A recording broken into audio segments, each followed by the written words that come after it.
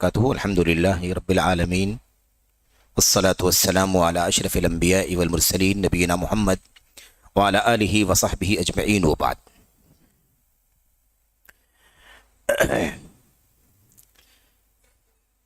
جدید مناہج کی حقیقت کے اس سیشن میں اللہ تبارک و تعالیٰ کی توفیق سے، اس کے فضل و کرم سے ہمارے سامنے وہ سوال اور اس کا جواب ہے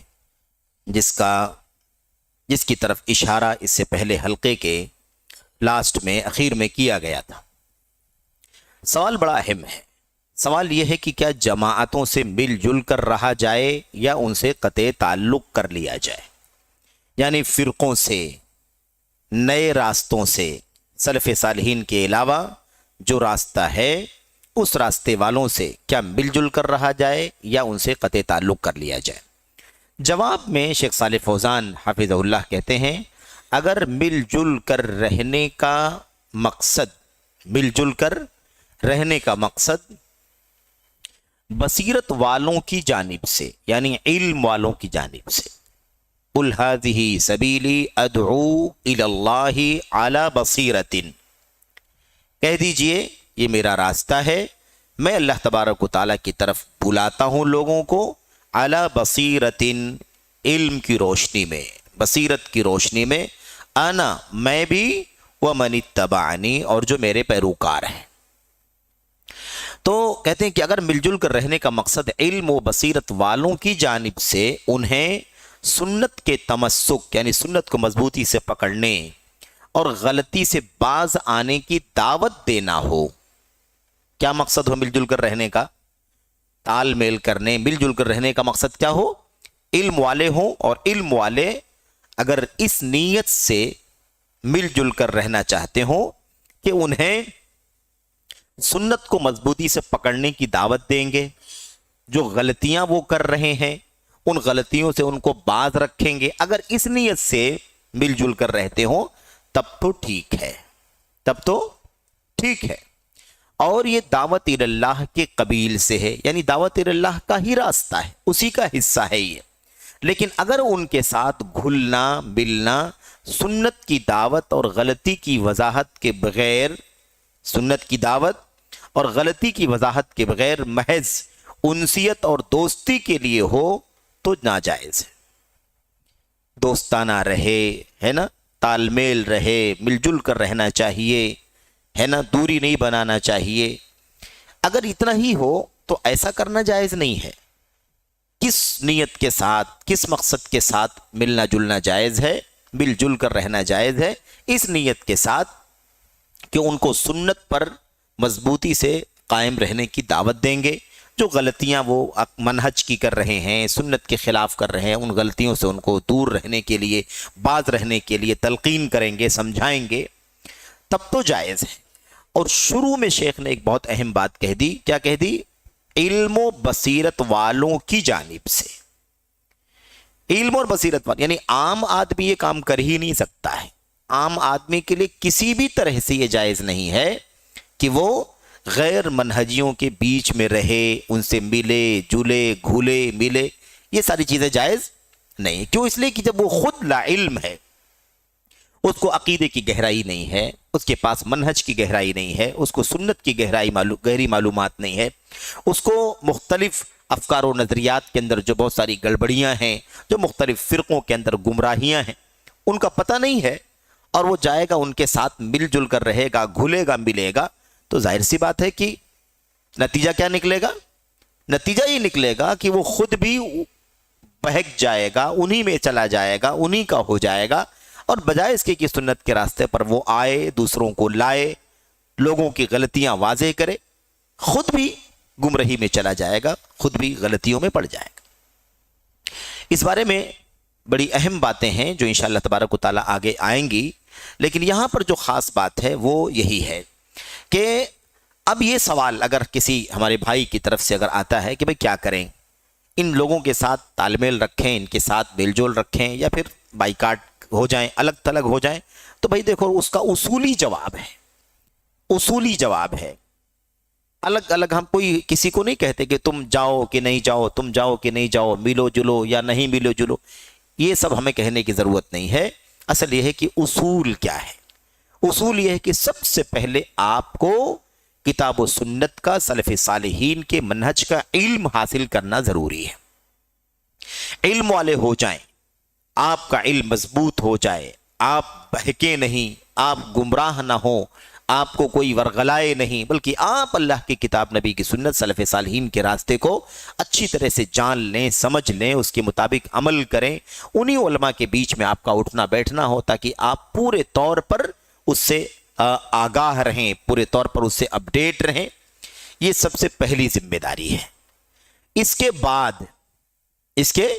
بعد آپ جب مضبوط ہیں تو اب آپ کے لیے اس بات کی گنجائش ہے کہ آپ اس نیت سے ان کے ساتھ اٹھنا بیٹھنا کریں، میل جول رکھیں کہ ان کو بھی سنت کی راہ دکھائیں گے، ان کو بھی غلطیوں کی اصلاح کرنے کا حکم دیں گے، ان کو سمجھائیں گے، بجھائیں گے، ان کی منہج کی خرابی واضح کریں گے ان کے سامنے۔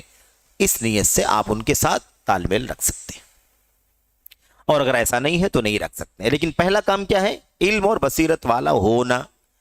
اسی لیے یہ بات کہی جاتی ہے کہ جو لوگ عقیدہ و منہج کے علم والے ہیں، علماء جو ہیں، وہی ان کے ساتھ تال میل رکھیں، ورنہ خطرہ ہے کہ بہک جائیں گے۔ اور آج تو حالات بہت زیادہ سنگین ہیں، اس سے کہیں زیادہ سنگین ہیں۔ وہ یہ ہے کہ بہت سارے ایسے ہمارے علماء بھی ہیں، بہت سارے طلباء بھی ہیں میرے بھائیوں، کہ وہ غیر شعوری طور پر، یعنی انہیں احساس نہیں ہوتا ہے کہ وہ غلط راستے پر چل پڑے، غلط فکر ان کے یہاں آ گئی، غلط نظریے کو فالو کرنے لگے، کہیں زبان سے کسی غلط فکر کی تائید کر دیا، کہیں قلم سے غلط فکر کی تائید کر دیا، ہے نا؟ ان کو احساس نہیں ہوتا ہے اور وہ تائید کر رہے ہوتے ہیں، زبان سے تائید کر رہے ہوتے ہیں، قلم سے تائید کر رہے ہوتے ہیں، اپنے کمنٹ کے ذریعے سے کسی کا سپورٹ کر رہے ہوتے ہیں۔ انہیں احساس ہی نہیں ہوتا ہے کہ یہ تو میں غلط چیز کی تائید کر رہا ہوں، جبکہ وہ طلباء ہیں، جبکہ وہ بعض طلباء ہیں، علم والے ہیں، لیکن اتنی فضا بگاڑ دی گئی ہے، اتنا گنجلک کر دیا گیا ہے، اتنا دھندلا کر دیا گیا ہے کہ آدمی کو سمجھ میں نہیں آتا ہے کہ یہ راستہ گمراہی کا ہے۔ اور ابھی بات آپ کے سامنے آئے گی ایک مثال کے ذریعے سے، اس سے بھی یہ بات واضح ہو جائے گی۔ خوارج کی مثال ہمارے سامنے آگے آنے والی ہے، اس میں یہ بات واضح ہوگی انشاءاللہ تبارک و تعالیٰ کہ دیکھو کس طرح سے اگر آپ کے سامنے، ہمارے بڑوں نے اگر ان باریکیوں کی وضاحت نہ کی ہوتی تو ہم بہک جاتے۔ اسی طرح کی باتوں سے آج بھی بہت سارے نوجوان بہک جاتے ہیں، کیونکہ ان کے پاس گہرائی نہیں، ان کے پاس منہج کا گہرا علم نہیں ہے، ان کے پاس سنت کا مضبوط علم نہیں، کس وجہ سے وہ بہک جاتے ہیں۔ تو بہرحال یہ تو موٹی بات ہو گئی۔ اب یہاں پر شیخ صالح فوزان کی اس جواب میں آگے اور بھی باتیں ہیں، جواب کا اور حصہ آگے آ رہا ہے۔ مثال کے طور پر شیخ کیا کہتے ہیں، جواب مکمل کر لیں۔ شیخ صالح فوزان کہتے ہیں لہذا انسان کے لیے مخالفین کے ساتھ گھل مل کر رہنا محض کسی شرعی فائدے کی بنیاد پر ہی جائز ہے۔ شرعی فائدہ ہو تو ہی گھلنا ملنا جائز، اگر کوئی شرعی فائدہ نہیں ہے تو باطل جماعتوں کے ساتھ گھلنا ملنا جائز نہیں ہے۔ جیسے شرعی فائدہ، دینی فائدہ، مطلب کہتے ہیں جیسے انہیں صحیح اسلام کی دعوت دینا ہو یا ان کے سامنے حق واضح کرنا ہو تاکہ وہ حق کی طرف پلٹیں، اگر یہ مقصد ہو، یہ فائدہ اگر حاصل ہوتا ہو تو ٹھیک ہے، ان کے ساتھ جائیں، گھلے ملیں۔ جیسا کہ ابن مسعود رضی اللہ تعالی عنہ کوفہ کی مسجد میں بدعتیوں کے پاس گئے تھے، کوفہ کی مسجد میں بدعتیوں کے پاس گئے تھے، ابن مسعود رضی اللہ تعالی عنہ ان کے پاس ٹھہرے اور ان کی بدعت پر نکیر فرمایا، یعنی بدعت کو پر ٹوکا کہ تم جو کام کر رہے ہو یہ کام کیسا ہے، بدعت کا کام ہے۔ تو ابن مسعود وقت کے ایک چوٹی کے امام اور عالم تھے کہ نہیں تھے، ایک بڑے عالم تھے، اور یہاں پر یہ بات بھی واضح ہوگی انشاءاللہ تبارک و تعالیٰ کہ ابن مسعود رضی اللہ تعالیٰ عنہ کے پاس ابو موسیٰ اشعری رضی اللہ تعالیٰ عنہ آئے تھے۔ ابو موسیٰ اشعری اللہ کے نبی کے صحابی ہیں اور صحابہ کرام کا علم آپ جانتے ہیں، تو ابو موسیٰ اشعری خود ایک بڑے علماء میں سے، ایک بڑے عالم تھے صحابہ کرام میں سے، لیکن انہوں نے مسجد کوفہ میں ایک نیا طریقہ دیکھا, ایک بدعت دیکھی, تو بھی انہوں نے خود ٹوکنے کے بجائے ابن مسعود رضی اللہ تعالیٰ عنہ سے آ کر کے کہا ایسا ایسا کوفہ کی مسجد میں چل رہا ہے, ایسا ایسا کوفہ کی مسجد میں چل رہا ہے. یعنی یہاں یہ ثابت ہوتا ہے کہ وہ علم والے تھے, لیکن اس کے باوجود انہوں نے اپنے سے بڑے علم والے سے رجوع کیا. آپ کے پاس آیا ہوں, آپ کو بتانا چاہتا ہوں ایسا ایسا چل رہا ہے. بلکہ ابن مسعود نے کہا بھی کہ تو تم نے ڈانٹا کیوں نہیں ان کو, تم نے یہ کیوں نہیں کہا کہ تم یہ کیا کر رہے ہو, اپنے گناہوں کو کاؤنٹ کرو. انہوں نے کہا کہ نہیں, میں نے سوچا کہ آپ کے پاس آ کر کے آپ سے عرض کر دوں, آپ ہمارے بڑے عالم ہیں, آپ چل کر کے ان کو سمجھائیں گے تو زیادہ اچھا ہے. بہرحال تو شیخ صالح فوزان مثال دے رہے ہیں کہ غیر سلفی جو راستے ہیں, جدید جو راستے ہیں, ان راستے والوں سے, فرقوں سے, ٹولیوں سے تال میل رکھنے کی بنیاد کیا ہونی چاہیے؟ پہلا کام علم والے ہوں, بصیرت والے ہوں. علم و بصیرت والے ان فرقوں سے تال میل رکھ سکتے ہیں ایک شرط کے ساتھ. وہ شرط یہ ہے کہ دینی فائدہ حاصل ہونا چاہیے. دینی فائدہ کا مطلب یہ ہے ان کو حق بتائیں, ان کو باطل سے دور کریں, ان کو نصیحت کریں, ان کو سنت سمجھائیں, ان کو غلطیوں سے دور ہونے کی تعلیم دیں. یہ سب اگر ممکن ہے تو آدمی تال میل رکھ سکتا ہے. جیسے ابن مسعود رضی اللہ تعالیٰ عنہ نے کیا کیا تھا, مسجد کوفہ میں جا کر کے بدعتیوں کے بیچ میں, ان کے بیچ میں جا کر کے بیٹھے تھے, کھڑے ہوئے تھے, اور ان کو پھر سمجھایا تھا دیر تک, اور اس کے بعد واپس آئے تھے. ایسے دوسری مثال دیتے ہوئے کہتے ہیں ایسے ہی ابن مسعود رضی اللہ تعالیٰ عنہ کے علاوہ حضرت عبداللہ ابن عباس رضی اللہ تعالیٰ عنہ کی مثال کہتے ہیں کہ ابن مسعود حضرت عبداللہ ابن عباس رضی اللہ تعالیٰ عنہ بھی خوارج کے بیچ میں گئے تھے. خوارج کے بیچ میں جن لوگوں نے حضرت علی بن ابی طالب کے خلاف بغاوت کی تھی, 6000 خارجیوں نے الگ تھلگ ہو گئے تھے اور ایک الگ کیمپ میں جا کر کے سب بیٹھے ہوئے تھے, اور حضرت علی بن ابی طالب کے ہاتھ پر بیعت کرنے سے نکل گئے تھے, بیعت سے نکل گئے تھے. ان لوگوں کے پاس گئے تھے ان کو سمجھانے کے لیے, ان کو بجھانے کے لیے, ان کے ڈاؤٹس کلیئر کرنے کے لیے, ان کی شبہات دور کرنے کے لیے. تو ابن مسعود رضی اللہ تعالیٰ عنہ, ابن عباس رضی اللہ تعالیٰ عنہ چوٹی کے امام اور عالم تھے, چوٹی کے امام تھے, عالم تھے, خاص طور پر قرآن کے تو ترجمان تھے. انہوں نے حضرت علی سے اجازت مانگی اور جا کر کے خوارج کے بیچ میں ان سے پوچھا کہ بتاؤ تمہارا ڈاؤٹ کیا ہے, تم نے کیوں بغاوت کی ہے, تم کو کیا اعتراض ہے حضرت علی بن ابی طالب کے اوپر. انہوں نے 2-3 اعتراضات بتلائے, ان تینوں اعتراض کو سن کر کے علم اور بصیرت کی روشنی میں اس کا جواب دیا, حق کی تعلیم دی, غلطی دور کی. اللہ کی توفیق سے 2000 خارجیوں نے توبہ کر لیا اور بغاوت سے باز آ گئے, حضرت علی کے ہاتھ پر آ کر کے بیعت کر لیا. 4000 خارجی اڑے رہے, ڈٹے رہے, نہیں مانے, اور بہرحال وہ اپنے انجام کو پہنچ گئے.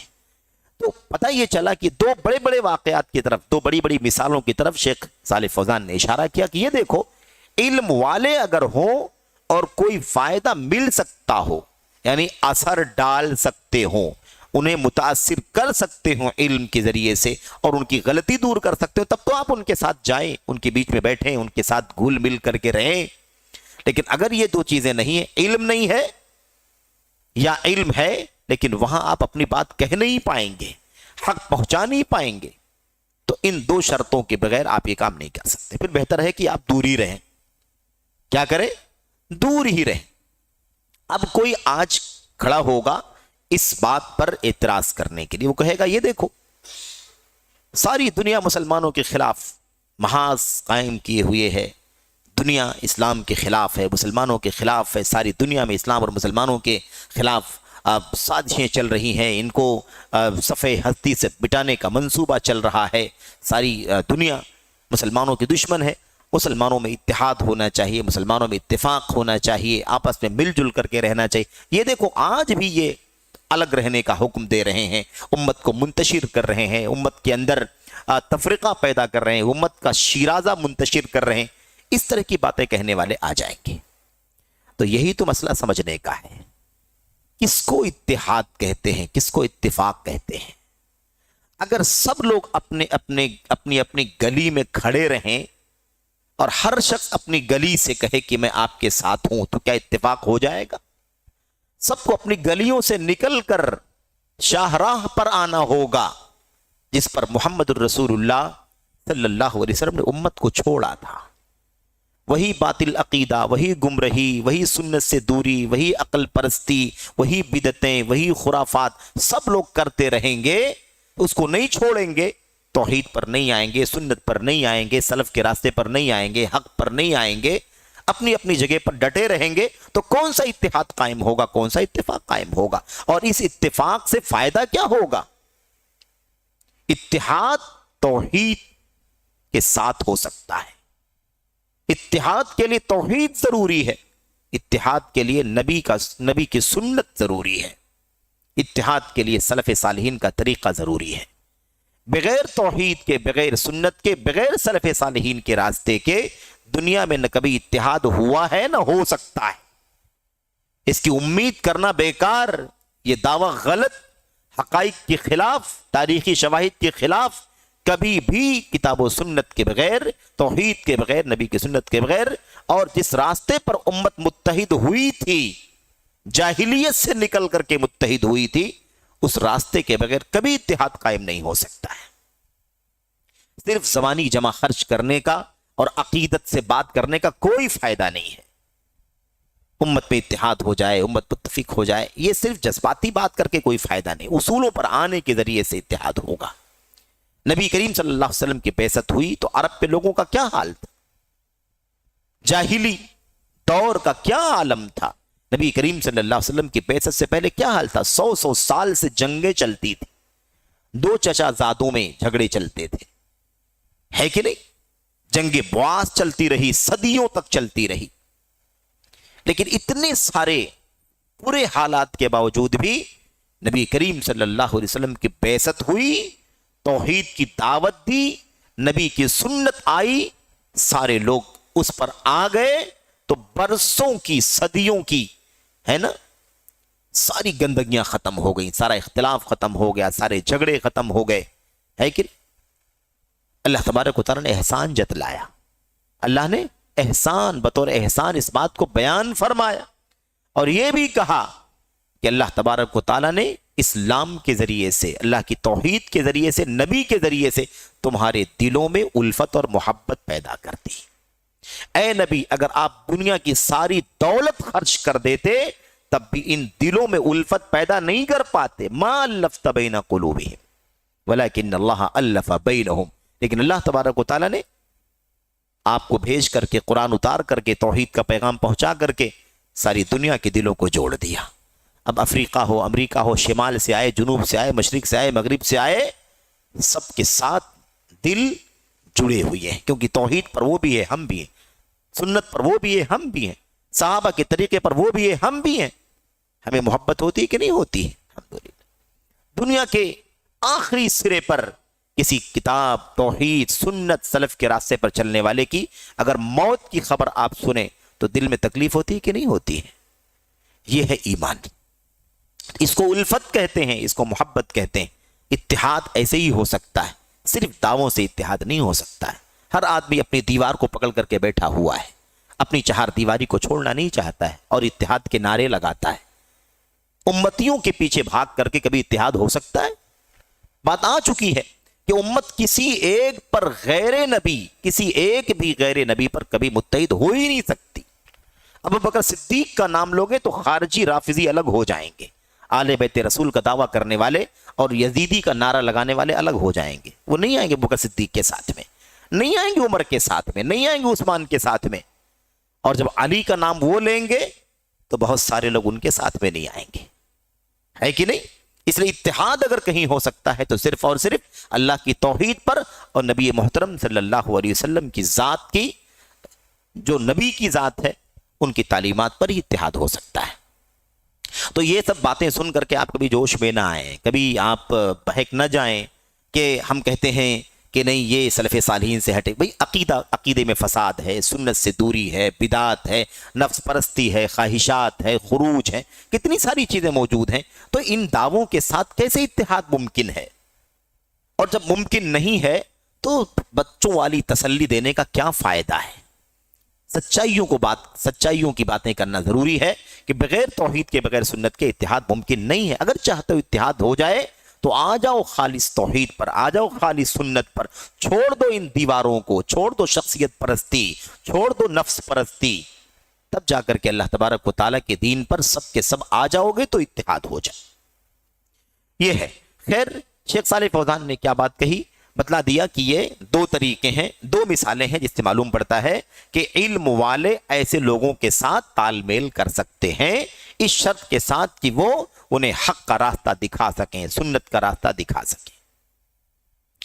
اس لیے یہاں ایک سبق اور ایک پیغام یہ بھی ملتا ہے، آج بھی اہل علم کو چاہیے کہ وہ اسٹیجوں کی نزاکتوں کو سمجھیں، بینر کی نزاکتوں کو سمجھیں، مائک کو سمجھیں، پلیٹ فارم کو سمجھیں، ہر چیخنے چلانے والے کی دعوت پر لبیک نہ کہیں، یہ دیکھ لیں کہ جہاں سے آواز آ رہی ہے وہاں جانے کا فائدہ ملے گا یا نہیں ملے گا، آپ کو حق کہنے کو ملے گا یا نہیں ملے گا، آپ وہاں پر حق کا پیغام پہنچا سکتے ہیں کہ نہیں پہنچا سکتے، آپ خالص توحید بیان کر سکتے ہیں یا نہیں، خالص سنت کی دعوت دے سکتے ہیں یا نہیں، سلف صالحین کا مسج کا مشن ان کے سامنے رکھ سکتے ہیں یا نہیں۔ اگر رکھ سکتے ہیں تو الحمدللہ، اور علم والے ہیں، بہک نہیں سکتے ہیں تو علماء ایسے اسٹیجوں پر جا سکتے ہیں اور جانا چاہیے۔ لیکن جہاں صرف اور صرف ہے نا حاضری ہو اور آپ کو کوئی مقصد دعوت کا حاصل نہ ہو سکے، بلا وجہ ایسے اسٹیجوں کی زینت بننے کا کوئی فائدہ نہیں۔ یہ بھی ضروری ہے، اور آئے گی بات کہ اس کا نقصان بھی بہت زیادہ ہے، اس کا نقصان زیادہ ہے، فائدہ نہیں ملتا، نقصان زیادہ ہو جاتا ہے۔ اس لیے ضروری ہے کہ حق بات جہاں آپ کو کہنے کو ملے اور حق بات آپ کہہ سکتے ہو، حق کا علم رکھنے والے ہوں، بصیرت رکھنے والے ہوں، وہاں جا کر کے آپ حق بات کہیے، ورنہ کوئی ضرورت نہیں ہے ظاہری تال میل۔ یہ خیر بات آ گئی۔ کہتے ہیں اب یہاں پر ایک بات یہ ہے کہ اگر مل جل کر رہنے کا مقصد علم و بصیرت والوں کی جانب سے انہیں سنت کے تمسک اور غلطی سے باز آنے کی دعوت دینا ہو تو ٹھیک ہے، یہ کہا تھا نا شیخ نے۔ اب یہاں پر حاشیے میں شیخ صالح فوزان کی کہ اس جواب پر ان کے شاگرد شیخ جمال بن فرحان الحارثی نے بڑی اہم بات کہی ہے۔ شیخ صالح فوزان کی اس بات کا ہمیں اس بات پر ہمیں اتفاق ہے، سرسری طور پر ہم عمومی طور پر اس سے متفق ہیں، بلا شبہ علم کے ساتھ جائیں، لیکن ایک بہت اہم نقطہ شیخ جمال بیان فرماتے، کہتے ہیں یہ بات افراد کے اعتبار سے تو صحیح ہے، افراد کے اعتبار سے، یعنی مثال کے طور پر کسی بھی فرقے کا کوئی آدمی ہو، ایک فرد ہو، ٹھیک ہے، اس فرد کو ہم سمجھائیں، بجھائیں، بتائیں، ہے نا، اللہ تبارک و تعالیٰ اس کے سینے کو کھول دے، ہے نا، اس کے دل میں اللہ تبارک و تعالیٰ جگہ بنا دے، حق تسلیم کر لے، توحید تسلیم کر لے، سلف صالحین کا طریقہ مان لے، سنت مان لے، بدعت سے باز آ جائے۔ کہتے ہیں یہ افراد کے اعتبار سے تو صحیح ہے، اس اعتبار سے کہ انہیں دعوت دیا جائے، ان پر اثر انداز ہوا جائے، یہ ممکن ہے، یعنی انڈیویجول جس کو کہتے ہیں نا، انفرادی طور پر تو یہ ممکن ہے کہ اس کو سمجھائیں اور وہ مان لے، تسلیم کر لے، قبول کر لے، آپ اثر انداز ہو جائیں، یہ ٹھیک ہے۔ کہتے ہیں لیکن اس فرقے کے منہج کو بدلنا، پورا فرقہ ہے نا، جو فرقہ ہے اس کے منہج کو بدلنا اور اس کے رموز و نشانات پر اثر انداز ہونا عام طور پر ممکن نہیں ہے۔ ایک فرد آپ کے سامنے کوئی جماعت تبلیغ کا ہے نا، کوئی اخوان المسلمین کا ہے، جماعت اسلامی کا ہے، یا کوئی مثال کے طور پر رافضی ہے، یا مثال کے طور پر کوئی خارجی ذہنیت کا کوئی بھی، آپ اس سے ملیں، بات چیت کریں، سمجھائیں، دلائل حوالے وغیرہ دیں، تو الحمدللہ اللہ کی ذات سے امید ہے کہ وہ کیا ہوگا، ہوستا تسلیم کر لے، ہو سکتا سمجھ میں آ جائے اس کو۔ لیکن اب خارجیوں کی جو ذہنیت ہے، ان کا جو منہج، رافضیوں کا جو منہج ہے، صوفیوں کا جو منہج ہے، تحریکیوں کا جو منہج ہے نا، ایسے ہی یہ جو اخوانی ہے، جماعت اسلامی ہے یا جماعت تبلیغ، ان کی جو اپنی ایک سوچ ہے، ان کا جو ایک منہج ہے، اس منہج کو بدلنا یہ عام طور پر آسان نہیں ہے۔ سمجھ رہے ہیں نا، یہ شیخ صالح فوزان کی بات پر نوٹ لگا رہے ہیں کہ عمومی طور پر شیخ صالح فوزان کا یہ اصول تو صحیح ہے کہ علم والے جا سکتے ہیں اگر وہ نصیحت کر سکتے ہیں تو، لیکن کہتے ہیں کہ انفرادی طور پر یہ ممکن ہے کہ اصلاح ہو جائے، سمجھ میں آ جائے، لیکن پوری جماعت کا طریقہ بدل جائے، پورے فرقے کا اصول بدل جائے، یہ عام طور پر ممکن نہیں ہے۔ کہتے ہیں یہ فرقے عام طور پر کیا کہتے ہیں آگے؟ کہتے ہیں کہ بلکہ وہ خود متاثر ہونے کے بجائے جو ان میں شامل ہوگا انہیں ہی متاثر کر دیں گے۔ جماعتوں کا، فرقوں کا معاملہ یہی ہے۔ اب کوئی کہے کہ بھائی میں جاتا ہوں فلاں جماعت کے لوگوں کو سمجھاؤں گا، تو فلاں جماعت کو آپ کوئی سمجھانے کے لیے جائے گا تو وہ جن کو سمجھانے کے لیے گیا ہے نا، اس جماعت کے لوگ متاثر نہیں ہوں گے، بلکہ اس جانے والے کو خود ہی متاثر کر دیں گے۔ شکار کرنے جائیں گے تو شکار ہو کر کے آ جائیں گے، سمجھ رہے ہیں نا؟ یہ عام طور پر ایسا ہوتا ہے۔ اس کی وجہ کیا ہے؟ کہتے ہیں یہ فرقے عام طور پر، یہ اصول دیکھیے، یہ فرقے عام طور پر اپنی دعوت میں اپنے قائدین کی تعلیمات سے باہر نہیں نکلتے۔ اپنے قائدین کی تعلیمات سے، جو ان کے قائدین، جو ان کے اغوا پیشوا بڑے ہیں نا، ان کی تعلیمات سے باہر نہیں نکلتے۔ بطور مثال شیخ صالح فوزان پر کی جواب پر تعلیق لگاتے ہوئے یہ بات کہہ رہے ہیں بطور مثال فرقہ الاخوان المسلمون اور فرقہ تبلیغی جماعت کو لے لیجئے۔ مخلصین نے انہیں کتنی نصیحت کی اور ان کے بارے میں کتنا لکھا گیا، لیکن اب تک اپنی جگہ پر چلتے رہو۔ مثل کہا جاتا ہے نا، کوئی کچھ بھی کہے اپنی جگہ پر چلتے رہو، کوئی کچھ بھی کہے اپنی جگہ پر بیٹھے رہو، ہلو نہیں۔ کہتے ہیں اسی مثال کی سمجھو، ایسے ہی آج بھی وہ اپنی جگہ پر اڑے ہوئے ہیں جیسے پہلے اڑے ہوئے تھے، یعنی کوئی تبدیلی نہیں ہوئی ہے۔ کوئی تبدیلی ہوئی ہے؟ کوئی تبدیلی نہیں ہوئی۔ ابھی بڑا واویلا مچا تھا نا سعودی عرب کی طرف سے، جب وہ فیصلہ آیا، ان کا جو نظام ہے اس کے حساب سے، وہ اسلامی ایک پورا نظام ہے وہاں پر، انہوں نے ایک چیز جاری کر دی، تو اس پر بھی اتنا شور مچا۔ تو شور تو ضرور مچا، لیکن کیا کسی کو توفیق ہوئی کہ ذرا اپنے منہج پر نظر ثانی کر لے، اپنے عقیدے پر ذرا نظر ثانی کر لے؟ کسی کو توفیق ہوئی؟ نہیں توفیق ہوئی۔ کیوں پابندی لگائی تھی؟ کہا کہ ان کے عقیدے کے اندر شرک ہے، ان کے عقیدے کے اندر بدعات ہے، ان کے ہاں ضعیف موضوع روایات ہیں، ان کے ہاں بے سر و پیر کے قصے ہیں، واقعات ہیں، اس لیے اس جماعت کو یہاں پر کوئی ایکٹیویٹی کرنے پر ہم پابندی لگاتے ہیں۔ یہی تو تھا نا؟ ٹھیک ہے، پابندی پر آواز لگائی گئی، شور مچایا گیا، چلو ٹھیک ہے، کوئی بات نہیں اچھا لگا پابندی، لیکن کیا یہ نہیں ہونا چاہیے تھا کہ ذرا ہم نظر ثانی کر لیتے ہیں، ریوائز کر لیتے ہیں؟ کیا واقعی ہمارے عقیدے میں گڑبڑی ہے؟ کیا واقعی ہمارا منہج صحیح نہیں ہے؟ کیا واقعی ہمارے یہاں بدعت ہے؟ کیا واقعی ہماری کتابوں کے اندر ایسے واقعات اور قصے ہیں جو جھوٹے ہیں، بے سر پیر کے ہیں؟ یہ کرنا چاہیے تھا کہ نہیں کرنا چاہیے تھا؟ تو کیا کیا؟ کوئی تبدیلی ہوئی؟ ایک مسئلہ، کوئی ایک بات فضائل اعمال یا تبلیغی نصاب کا کوئی ایک مسئلہ آپ بتائیں کہ کیا اس پر کسی نے آج تک نیچے نوٹ لگایا کہ یہ واقعہ سند کے اعتبار سے ضعیف ہے اس لیے قابل اعتبار نہیں ہے، یہ واقعہ صحیح نہیں ہے اس لیے قابل اعتبار نہیں ہے، یہ حدیث موضوع ہے اس لیے قابل اعتبار نہیں؟ ایک نوٹ کسی نے نہیں لگایا ہوگا۔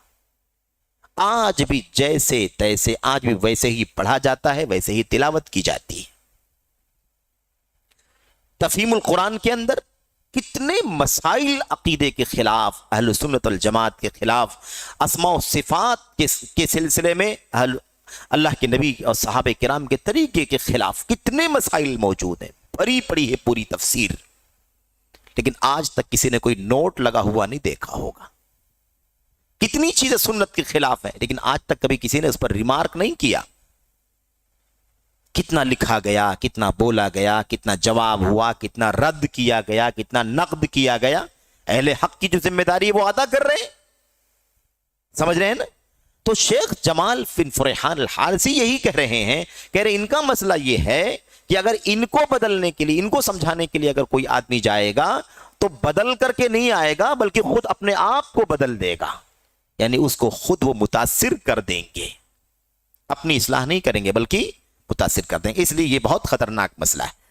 تو کہتے ہیں کہ اب اس کے بعد ایک مثال دے رہے ہیں، کوئی کہہ سکتا ہے نا کہ تو الزام ہے، الزام ہے۔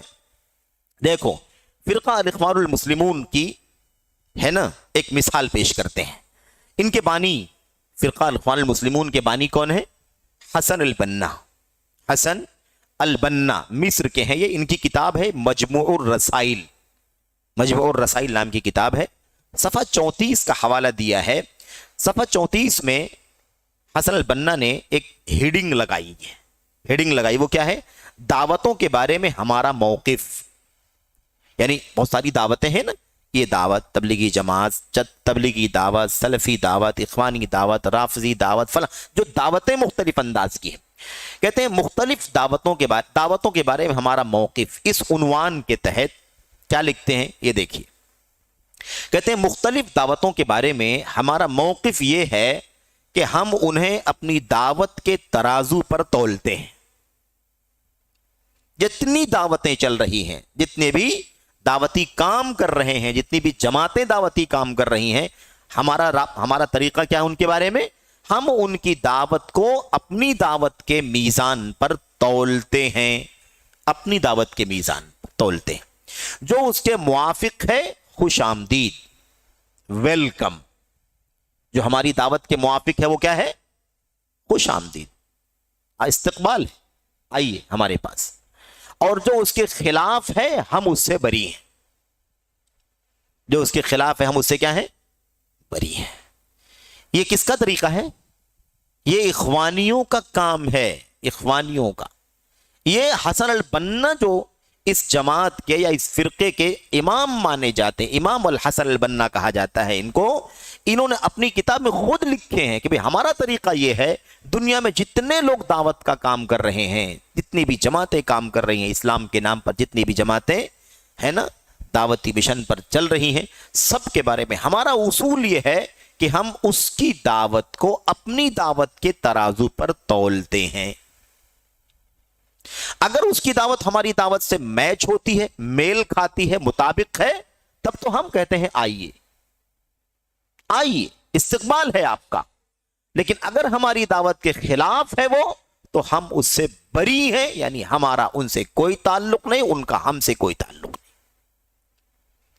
یہ ہے۔ تو آپ بتائیے کہ کیا کوئی ان کے بیچ میں جا کر کے ان کو بدل سکتا ہے، ان کے منہج کو چینج کر سکتا ہے؟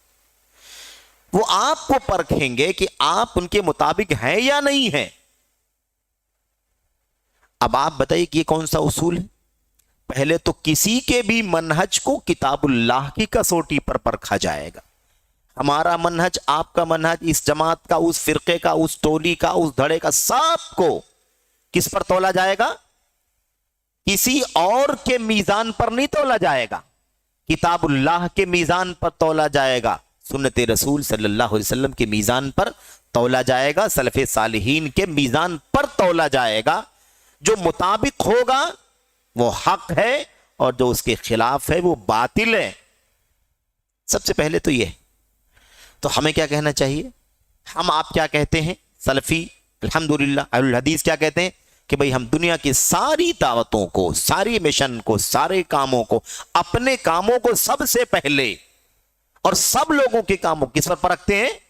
اللہ کی کتاب پر، نبی کی سنت پر، سلف کے طریقے پر پرکھتے ہیں، اس کے میزان پر تولتے ہیں۔ اگر مطابق ہے تو اسے ہم مانتے ہیں، کرتے ہیں، مطابق نہیں ہے تو اس کو ہم نہیں مانتے ہیں، نہیں کرتے ہیں، چاہے وہ مخالفت اپنے سے ہو رہی ہو یا پرائے سے ہو رہی ہو۔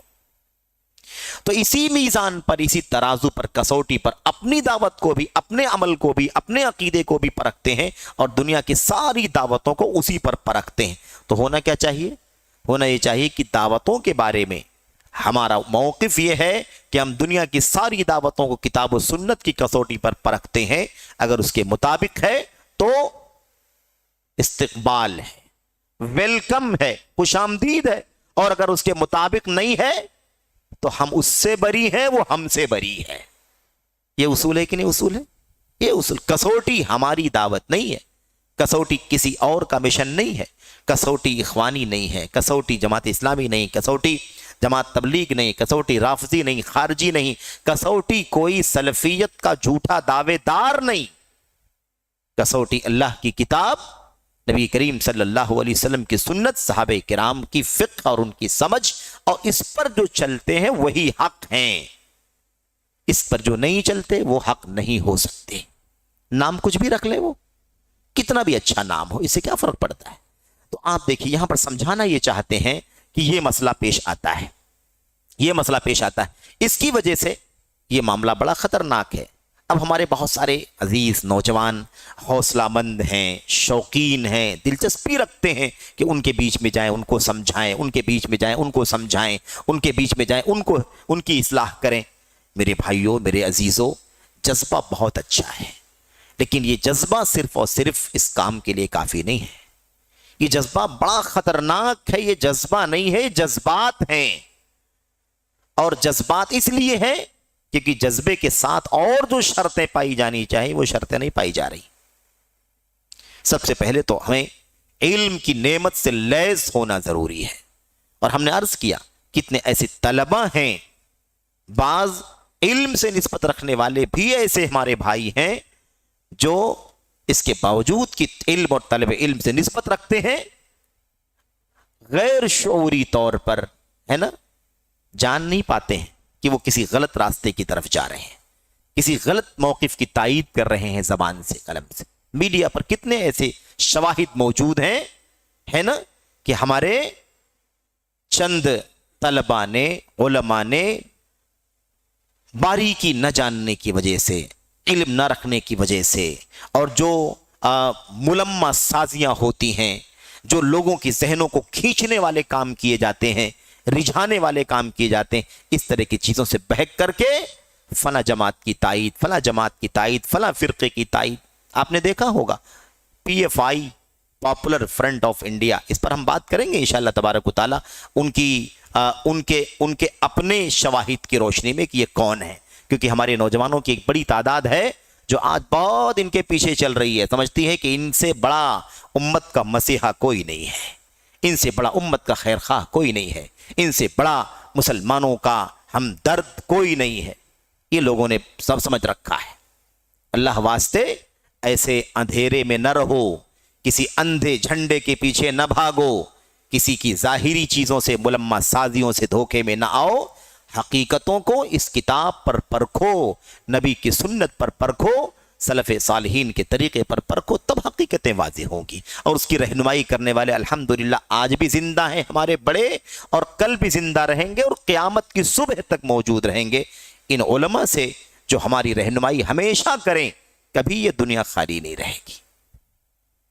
तो PFI का सपोर्ट कर दिया, मीडिया पर बैठ करके ऐसे ही बैठ कर सपोर्ट कर दिया। हम PFI का सपोर्ट करते हैं, साथ देते हैं, क्योंकि हर जगह जहां जुल्म हो रहा है, ज्यादती हो रही, ये हो रहा है, वो हो रहा है, हर जगह ये खड़ी रहती है ना, ये फ्रंट खड़ा रहता है, ये उन मुसलमानों की आवाज़ उठाता है, मुसलमानों की मदद करता है, मुसलमानों की जुल्म को टालने के लिए हर तरह की खिदमत पेश करता, तायीद करती है। तो बहुत संगीन मसला है जब इल्म और तलब इल्म से निस्बत रखने वाले भी गैर शऊरी तौर पर कहां से कहां बहक कर चले जाते हैं, गहराइयां बारीकियां नहीं जान सकते, नहीं जान पाते। तो आप बताइए कि आम लोगों का या मामूली पढ़े लिखे लोगों का, या कह लीजिए कि महज जज्बे की बुनियाद पर अगर ये काम करेंगे, तो आप बताइए कि हम उम्मत की मसलहत में काम करेंगे या उम्मत के फसाद में काम करेंगे। बहुत खतरनाक मसला हो जाए। इसलिए हर कदम पर अपने बड़ों से, अपने सलफी उलमा जो किबार उलमा हैं हमारे, उनसे हमें वाबस्ता रहना है, उनसे हमें हमेशा ताल्लुक कायम रखना है। ऐसा कभी ना होने पाए कि किसी मसले में हम आज़ाद हो जाएं, खुद ही स्टैंड ले लें, फैसला ले लें। नहीं हो सकता है, और यकीनी तौर पर यही हक है कि हमारा इल्म, हमारी बसीरत, हमारी सूझबूझ वहां तक नहीं पहुंच सकती है। अल्हम्दुलिल्लाह वो बसीरतमंद उलमा है, उनके जरिए से हमें रहनुमाई मिलती है। तो ये बहुत ज्यादा जरूरी है। तो बात ये हो रही थी कि ये हसन बन्ना ने साफ साफ कह दिया है कि भाई हम दुनिया की सारी दावतों को अपनी दावत की कसौटी पर परखेंगे। ये कौन सी बात हुई भाई? आपकी दावत किताब और सुन्नत के मुताबिक है, पहले ये तो तय हो जाए, पहले ये तो साबित हो कि आपकी दावत किताब और सुन्नत है। और आएगी बात, बहुत सारे लोग ये नहीं जानते कि इख्वानियत में क्या है। लोग कहते हैं उसमें क्या बुरा है, वो भी तो तौहीद मानते, वो भी तो सुन्नत मानते हैं।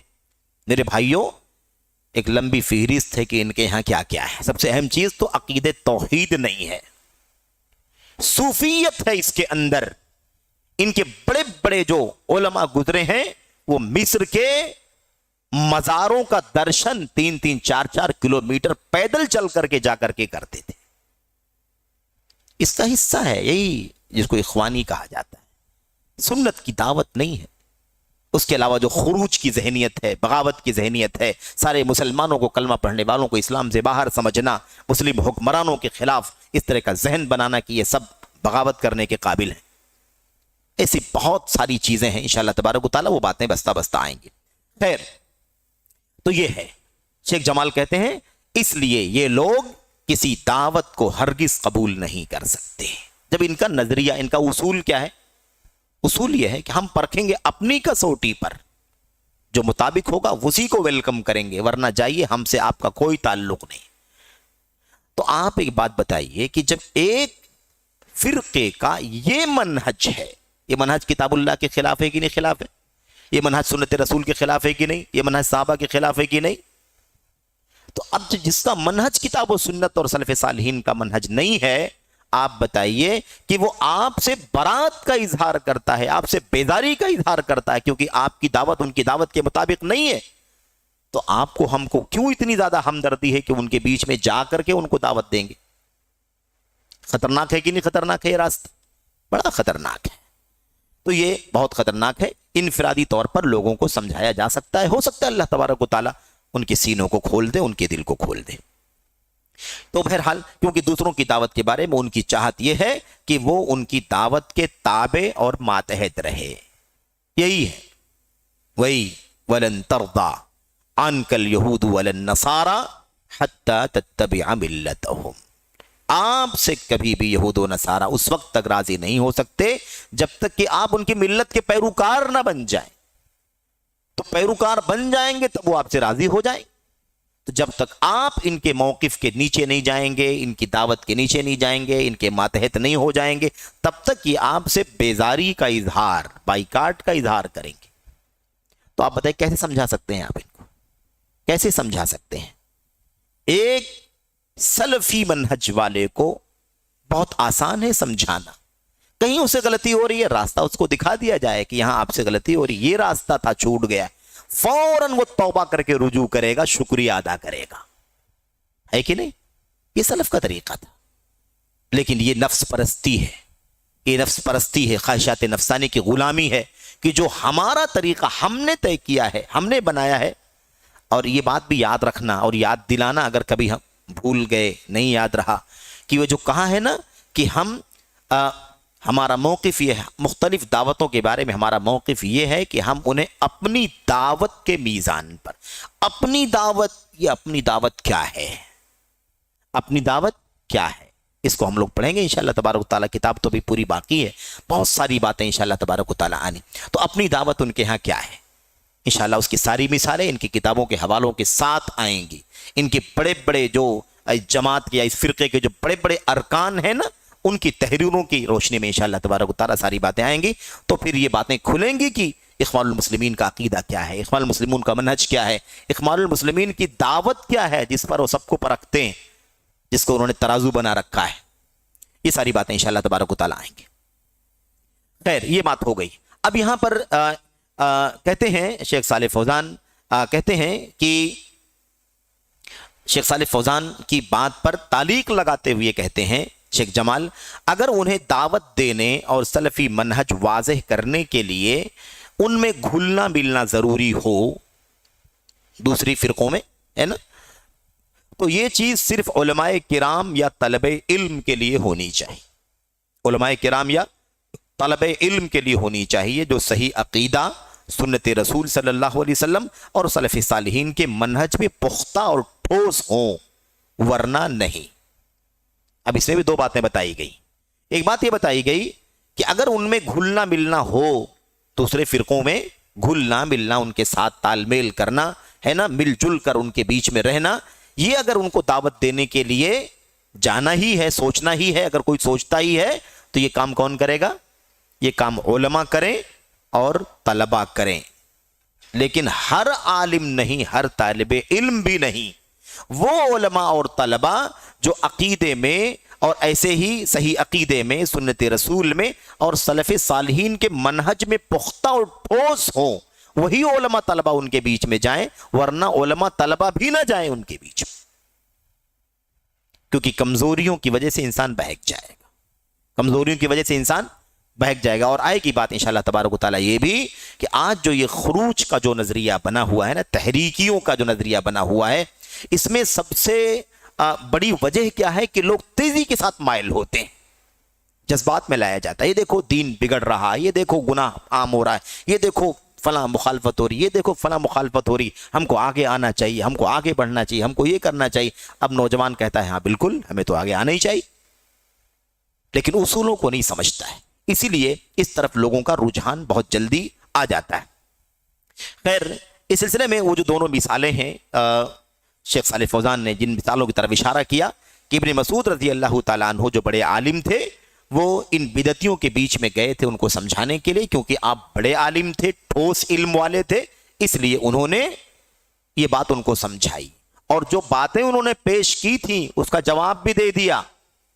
واقعہ سب کو معلوم ہے نا، کوفہ کی جامع مسجد سب کو معلوم ہے، وہ جو 100 مرتبہ تسبیح، 100 مرتبہ سبحان اللہ الحمدللہ ہے نا، اس میں ابن مسعود رضی اللہ تعالیٰ عنہ نے کیا کہا تھا؟ انہوں نے کہا تھا کہ تم لوگ اپنے گناہوں کو کاؤنٹ کرو، اپنے گناہ گنو، میں ضمانت دیتا ہوں کہ کسی کی ایک نیکی اللہ تبارک و تعالیٰ ضائع نہیں کرے گا. تو یہ تو چونکہ اتنا ٹھوس علم والے تھے تو ڈنکے کی چوٹ پر کھڑے ہو کر کے کہہ دیا کہ بدعت ہے یہ، اس کو گننے سے ثواب نہیں ملے گا، ثواب نہیں ملے گا. تم نیکی گن رہے ہو، سبحان اللہ الحمدللہ، تم کو گناہ گننا چاہیے اپنا. یا تو تم اچھا، اب انہوں نے فوراً کیا کیا؟ فوراً جواب دے دیا. جواب کیا دیا؟ جواب دیا کہ اس میں برائی کیا ہے، اس میں برائی کیا ہے؟ سبحان اللہ ہے، الحمدللہ ہے نا، لا الہ الا اللہ، اس میں برا کیا ہے؟ انہوں نے فوراً اس شبہے کا جواب دیا. ابن مسعود نے کیا کہا؟ دو میں سے ایک چیز ہے، یا تو تم نبی کے صحابہ سے زیادہ فضیلت والے ہو، اور یا پھر تم لوگوں نے ایک بدعت ایجاد کر ڈالی ہے. طے کر لو کہ تم کس کیٹیگری میں آتے ہو. نبی کے صحابہ سے یا تو افضل ہو تم، کیونکہ نبی کے صحابہ نے یہ کام نہیں کیا تھا، تو تم زیادہ افضل ہو. تو یا تو یہ ہو سکتا ہے کہ تم افضل ہو، اور یہ ہو نہیں سکتا ہے کہ نبی کے صحابہ سے افضل ہو جاؤ. اور جب یہ کام انہوں نے کیا نہیں ہے تو پھر دوسری بات ہی ثابت ہوتی ہے کہ یہ بدعت ہے جو تم کر رہے ہو. اب اس کے بعد پھر ایک جواب دیا انہوں نے، کہا کہ لیکن ہماری نیت تو اچھائی کی ہے. کیا جواب دیا تھا؟ ما اردنا الا خیرن. ابن مسعود، لیکن ہماری نیت تو اچھائی کی ہے، خیر چاہتے ہیں، بھلائی چاہتے ہیں، اجر و ثواب کے لیے کام کر رہے ہیں، تو معاف کیا جانا چاہیے، کوئی حرج کی بات نہیں. یعنی اس طرح انہوں نے کہنا چاہا کہ پھر کوئی بات نہیں ہونی چاہیے. انہوں نے پھر اس کا جواب دیا. کیا جواب دیا؟ کم من مرید للخیر لن یصیبہ. اتنے ایسے لوگ ہیں، بہت سارے ایسے لوگ ہیں دنیا میں جو بھلائی کا ارادہ کرتے ہیں لیکن کبھی بھلائی پاتے نہیں ہیں. تو تمہاری نیت سے تھوڑی کوئی چیز بھلی ہو جائے گی. اور اس کے بعد پھر آئے جوش میں، غیرت میں، سنت کی غیرت میں. انہوں نے کیا کہا؟ اللہ کی قسم، ابھی نبی کے پیالے ٹوٹے نہیں ہیں جس میں آپ کھاتے پیتے تھے، ابھی نبی کے کپڑے پرانے نہیں ہوئے ہیں جو آپ پہنتے تھے، تم نے اتنے جلدی یہ راستہ پکڑ لیا، یہ راستہ بدعت کا راستہ تم نے اختیار کر لیا. اور اس کے بعد کیا ہے اخیر میں معلوم ہے؟ اخیر میں یہ ہے، بیان کرتے ہیں کہ ابن مسعود رضی اللہ تعالی عنہ نے جن لوگوں کو اس مسجد، کوفہ کی مسجد میں سمجھایا تھا نا اس بدعت کے حوالے سے، ان لوگوں کی اکثریت جنگ نہروان میں شریک تھی اور رافضیوں کی طرف سے، خارجیوں کی طرف سے ہم پر تیر برسا رہی تھی. تو سنت سے دوری کا یہی نتیجہ ہوتا ہے، سمجھ رہے ہیں؟ تو اسے کیا معلوم پڑا کہ ان کے بیچ میں جا کر کے نصیحت کرنے والا، سمجھانے والا کون ہوگا؟ علم والا ہو، ٹھوس علم والا ہو. علماء میں بھی کون؟ علماء جو ٹھوس ہوں، جو عقیدے میں، منہج پہ ٹھوس علم والے، وہی لوگ جائیں. ورنہ معمولی اور عام علم والا بھی بہک جائے گا، بھٹک جائے گا. دیکھا آپ نے کتنے سوال کیا، انہوں نے کتنا جواب دیا، کتنا شبہہ پیش کیا، لیکن چونکہ بڑے عالم تھے ابن مسعود رضی اللہ تعالیٰ عنہ، اس لیے ہر سوال کا جواب دیا، ہر شبہے کا جواب دیا، ہر ڈاؤٹ کو انہوں نے کلیئر کیا اور انجام تک پہنچا دیا. تو یہ ہے. ایسے ہی انشاءاللہ تبارک و تعالی وہ جو دوسرا واقعہ ہے کہ عبداللہ بن عباس رضی اللہ تعالیٰ عنہ خوارج کے بیچ میں جو حضرت علی سے بغاوت کر کے 6000 لوگ الگ ہو گئے تھے، ان کو کیسے سمجھانے کے لیے گئے. ابن عباس جیسا بڑا عالم دین امت کا، جو ٹھوس علم والا ہو اور قرآن کریم کی باریکیوں کو جانتا ہو، ہے نا، اس کے رموز کو جانتا ہو، اس کے نقطوں کو جانتا ہو کہ کہاں کس چیز کا کیا معنی ہے، کس سے کیا نتیجہ نکلتا ہے، کون سے مسائل مستنبط ہوتے ہیں، تو ایسے علم والے ہی ایسے لوگوں کی رہنمائی کرنے کے اہل ہو سکتے ہیں. اس لیے محض جذبے کی بنیاد پر ہر آدمی کو نہیں چاہیے کہ میں ان کے بیچ میں جاؤں گا سمجھاؤں گا، ان کے بیچ میں جاؤں گا سمجھاؤں گا، ان کی نصیحت کروں گا، ان کو ہے نا راہ راست پر لاؤں گا. یہ بہت خطرناک راستہ ہے. سب سے بڑا کام یہ ہے کہ آدمی اپنے آپ کو پہلے سیف کرے، اپنا تحفظ کرے، اپنا ایمان، اپنا عقیدہ، اپنا منہج، اپنا عمل، اپنا سلوک، اپنا کردار، اپنا اخلاق، پہلے اپنی اصلاح ہونی چاہیے. پھر اس کے بعد اپنے بال بچے، اہل و عیال، ہے نا، ان کی اصلاح ہو. پھر دھیرے دھیرے آگے بڑھے. پہلے اصول تو یہی ہے دعوت کا. اب آدمی اپنی ذات سے غافل ہے اور ایران توران تک پہنچنے کی کوشش کرتا ہے. وہاں جائے گا، ان کو سمجھائے گا، ان کے پاس جائے گا، ان کو سمجھائے گا. پہلے لیس تو ہونا چاہیے علم کی، ہے نا، علم کی دولت سے، تب جا کر کے کام کرنا ہے. بہرحال تو یہ چند باتیں تھیں آج کے اس حلقے میں. انشاءاللہ تبارک و تعالی بقیہ باتیں اگلے حلقوں میں آپ کے سامنے آئیں گی.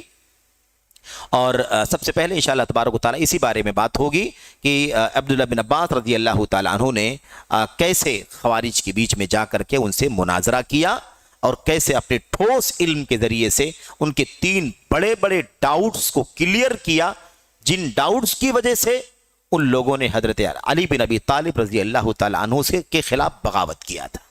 اور الحمدللہ ایک مناظرے سے، ایک چھوٹے سے مناظرے کی وجہ سے الحمدللہ 2000 خارجیوں نے اپنی خروج کے عقیدے سے توبہ کر لیا اور حضرت علی کے ہاتھ پر آ کر کے بیعت کر لیا. تو ایسے لوگوں کو حق پہنچتا ہے کہ وہ جائیں ان لوگوں کے بیچ میں.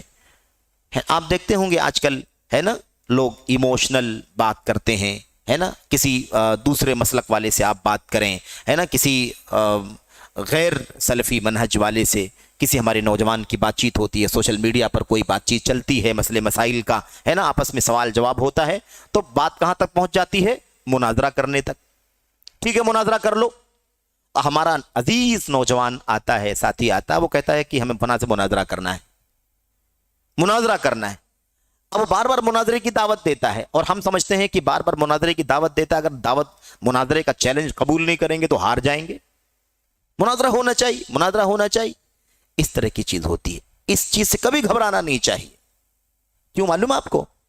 یہ تو ایک طریقہ ہے، ایک طریقہ ہے آپ کو جوش میں لانے کا، جذبات میں. اب مسئلہ یہ ہے کہ آپ جوش میں آئیں گے، مناظرے کے لیے بیٹھ جائیں گے، بڑے علماء آپ کو سمجھائیں گے، آپ نہیں مانیں گے. آپ کسی کو سمجھا بجھا کر کے کسی اپنے، ہے نا، اپنے بیچ میں علماء کو یا طلبہ کو لے کر کے آپ مناظرے کے لیے بیٹھ جائیں گے. لیکن ان کے ڈاؤٹس کیا ہیں، ان کی شبہات کیا ہیں، ان کا فتنہ کیا ہے، وہ ہم نہیں سمجھ پائیں گے اور نتیجہ یہ ہوگا کہ مناظرہ ان کے حق میں چلا جائے گا اور آپ ہار جائیں گے. تو مسئلہ یہ ہے کہ سب سے پہلے مناظرے کی جو سوچ ہونی چاہیے وہ کیا ہونی چاہیے؟ مناظرہ حق قبول کرنے کے لیے ہوتا تھا کہ چلو دونوں طرف سے دلائل پیش کیے جائیں، آپ پیش کریں، ہم پیش کریں، جن کی باتیں کتاب و سنت کی مطابق ہوں ان دلائل کے مطابق دونوں اس کو مان لیں، اپنی بات کو چھوڑ دیں. لیکن آج حق تسلیم کرنے کے لیے مناظرے نہیں ہوتے ہیں، نیچا دکھانے کے لیے مناظرے ہوتے ہیں، ہے نا، اپنی جیت کا اعلان کرنے کے لیے، آپ کی ہار کا اعلان کرنے کے لیے مناظرہ ہوتا ہے. اسی لیے ایموشنل بنایا جائے، جذباتی بنایا جاتا ہے تاکہ آپ کسی کو بھی لے کر کے آ جائیں اور مناظرہ کرنا شروع کر دیں اور نتیجہ پھر ہار کی شکل میں آ جائے. اس لیے اس سے بچنے کی ضرورت ہے اور مناظرے کا کوئی حاصل نہیں ہے. کتاب و سنت کے دلائل، سلف امت کے منہج کے ذریعے سے ہر مسئلے کا حل، ہر مسئلے کا جواب مل سکتا ہے. کوئی ضروری نہیں ہے کہ اسٹیج پر آ کر کے مناظرہ کیا جائے. تو بہرحال اللہ سے دعا ہے کہ اللہ تبارک و تعالی ہمیں علم کی نعمت سے مالا مال فرمائے. اللہ تبارک و تعالی ہمیں علم کی دولت سے لیس ہونے کی توفیق عطا فرمائے. علم کے ہتھیار سے اللہ تعالی ہمیں مسلح ہونے کی توفیق عطا فرمائے اور ہمیں سلف صالحین کے منہج کو سمجھنے اور اسی کے مطابق عمل کرنے کی، اسی کی دعوت دینے کی توفیق بخشے. آمین یا رب العالمین. وصلی اللہ وسلم وبارک علی نبینا محمد وعلی آلہ وصحبہ اجمعین. السلام علیکم ورحمۃ